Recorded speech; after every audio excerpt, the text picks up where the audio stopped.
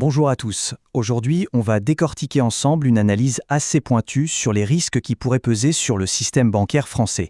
Notre but, c'est de bien comprendre les mécanismes en jeu et d'examiner les arguments qui sont sur la table de manière claire et structurée. Alors la question qui est au cœur de l'analyse qu'on étudie aujourd'hui est la suivante. Notre système bancaire serait-il en ce moment même en train de traverser une sorte de crise silencieuse? C'est une interrogation assez lourde et on va donc prendre le temps de regarder point par point les éléments qui appuient cette thèse.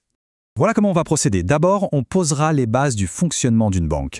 Ensuite, on verra le lien avec la dette française. Puis, on se penchera sur 5 signaux d'alerte.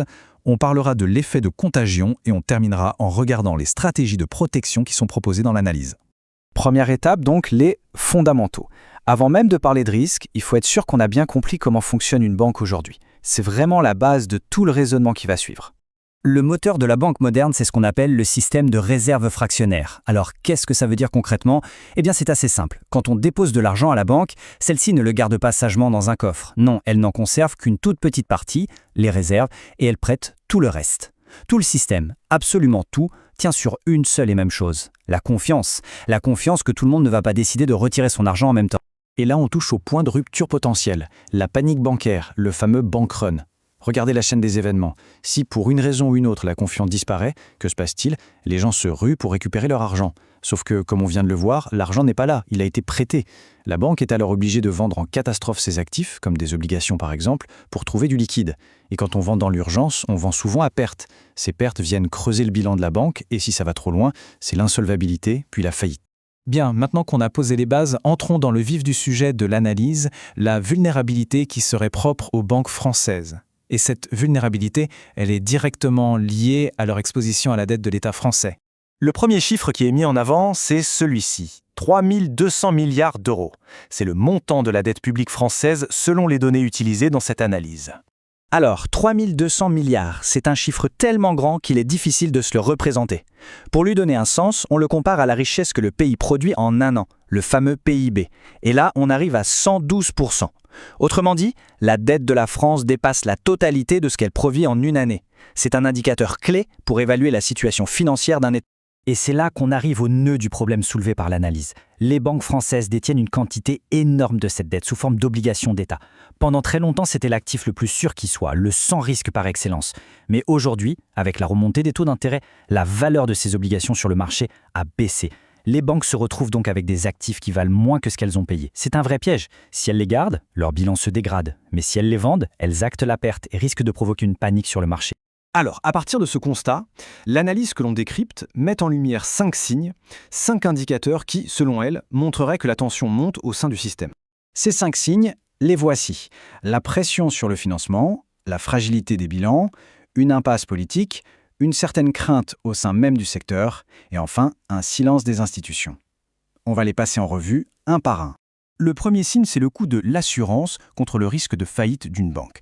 C'est ce que mesurent les Credit Default Swaps ou CDS. Pensez-y vraiment comme une prime d'assurance. Plus le risque perçu est élevé, plus l'assurance est chère.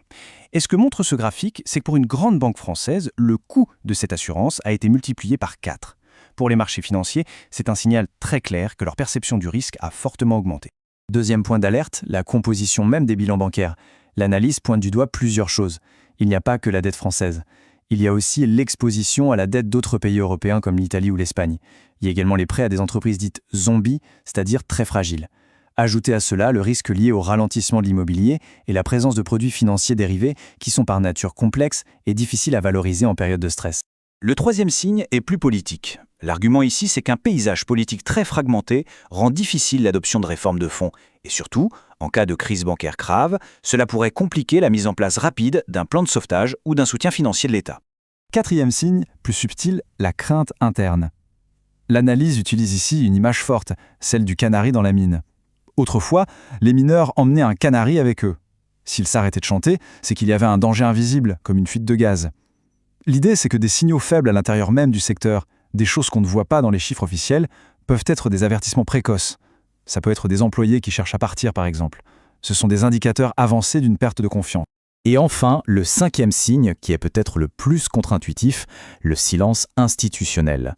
L'argument est le suivant. Quand les autorités et les régulateurs répètent que tout va bien, ce n'est pas forcément la preuve que tout va bien. Cela peut aussi être interprété comme une stratégie pour éviter de créer la panique. Dans ce cas de figure, le silence sur les problèmes réels devient alors plus inquiétant qu'autre chose. Tout ça nous amène à un point essentiel pour comprendre le monde d'aujourd'hui. La vitesse à laquelle les crises peuvent se propager. On va parler de la contagion financière à l'ère numérique.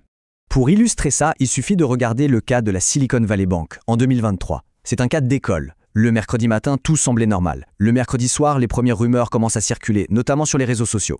Le jeudi, la panique s'installe, les clients retirent leur argent massivement via leurs applications mobiles. Le vendredi matin, c'est terminé. La banque est en faillite. En moins de 48 heures. C'est la vitesse de la méfiance à l'ère numérique.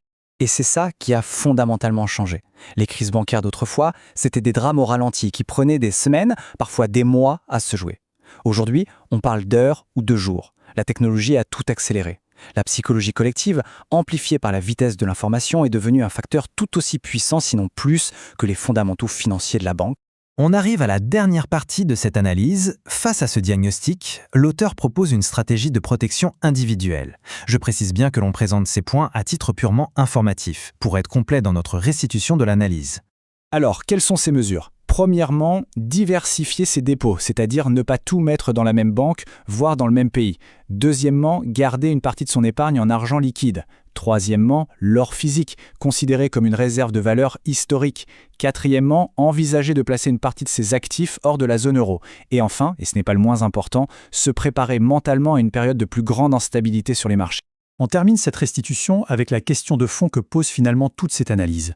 Quand un système tout entier repose sur la confiance, que se passe-t-il le jour où les chiffres, la réalité mathématique, ne permettent plus de justifier cette confiance ? C'est sur cette réflexion que nous concluons notre examen. Si cette vidéo vous a aidé à mieux comprendre ce sujet, prenez une seconde pour mettre un like, ça aide énormément la chaîne. Abonnez-vous à SciPortal et activez la cloche pour ne pas rater les prochaines vidéos. Et si vous pensez que ce contenu peut aider quelqu'un d'autre, partagez-le. Comprendre le monde, c'est déjà